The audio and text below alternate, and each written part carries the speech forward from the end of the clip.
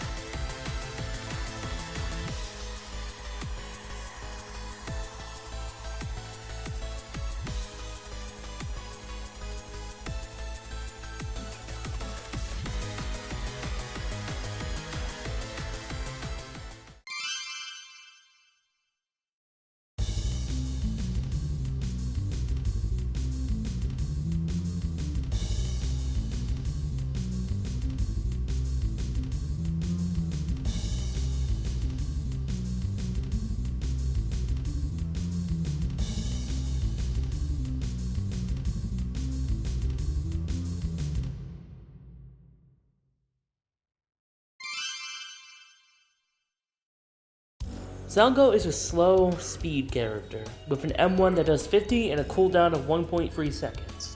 His first ability is called Tendril Mine.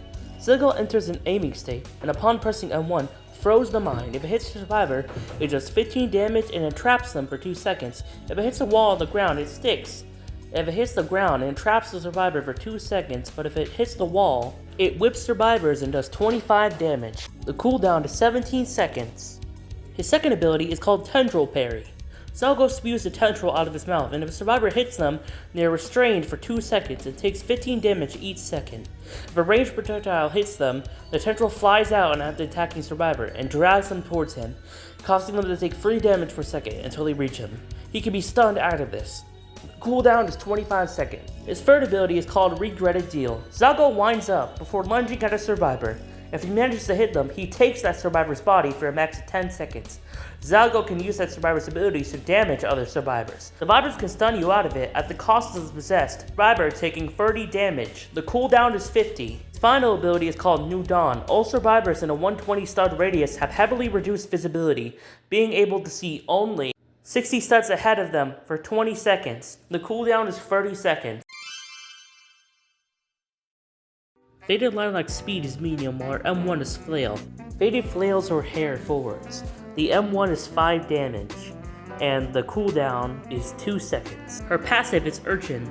After 4 consecutive stuns, Faded will burst out sea urchin spines from her body outward as an AoE burst of damage. Afterwards, she will be invulnerable for 10 seconds. The damage is 20. Her first ability is named Whirlpool. Faded spins around, creating a whirlpool of water that drags any survivor into it, doing damage for every second they're in the radius. The damage is 6 DPS. The time is 8 seconds. The cooldown is 25 seconds. Her second ability is called Sea Warp. Faded will summon seaweed from her shadow to wrap around a survivor and shock them. Both herself and the survivor become immobilized during this, and the survivor must do a QTE to escape, or Faded must be stunned. The damage is 4 per second.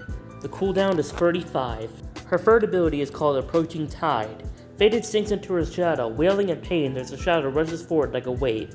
She is unable to attack during this and has a small end lag. The cooldown is 15 minutes. The EL is 1.5.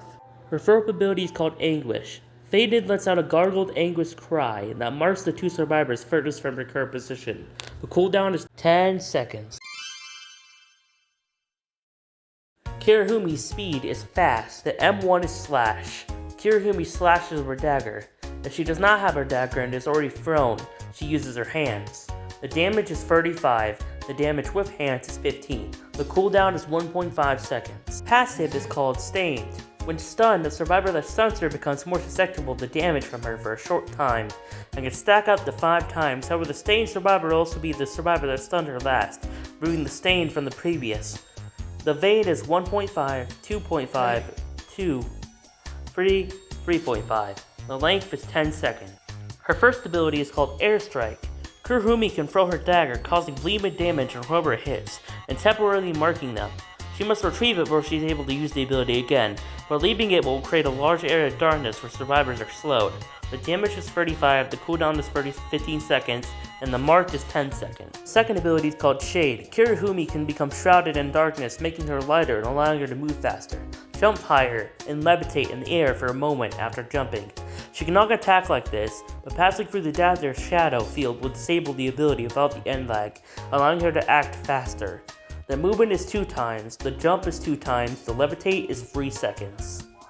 Her third ability is called Spectre. Kurohime can choose Survivor and jump out from the shadow. The cooldown is 20 seconds, the end lag is 5 seconds. Her fourth ability is called Dark Shot. Kurohime will begin compromising shadows in her hands. She can charge it for 3 stages, but charging it for longer will cause it to detonate in her face, stunning her instead.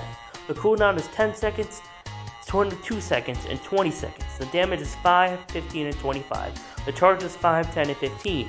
The stun is 5. And finally, Pendrive Lilac, which currently does not have a moveset at the time of recording. Okay, so that was a doozy, wasn't it? And I'm tired, so here's what's gonna happen. There's also characters, survivors, that also got updated movesets, those being these 3.